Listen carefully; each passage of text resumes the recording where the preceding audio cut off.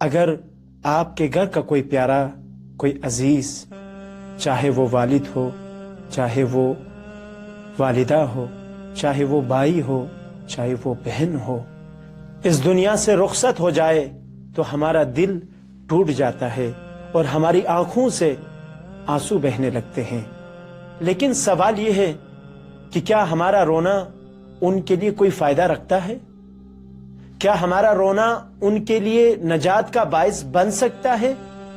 تو جواب ہے نہیں۔ پھر کون سا ایسا عمل ہے کہ جو ہمارے مرحومین تک پہنچ سکتا ہے؟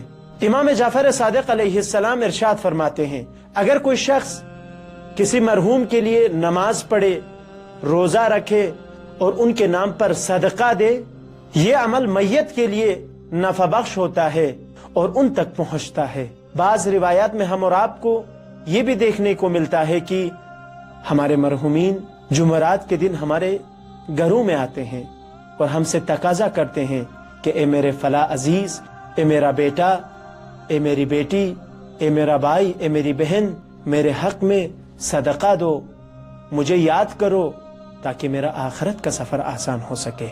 عزیزان من، کسی عزیز کے یاد میں ان کے لیے گریہ کرنا اس سے بہتر عمل جو خود امام جعفر صادق علیہ السلام نے فرمایا کہ ان کے لیے صدقہ دے۔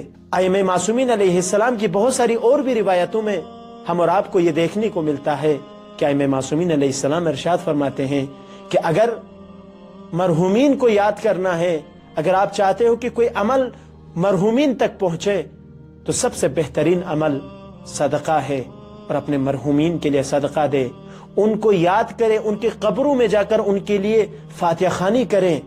یہ عمل جو ہے ان تک پہنچ سکتا ہے۔ والسلام علیکم ورحمۃ اللہ۔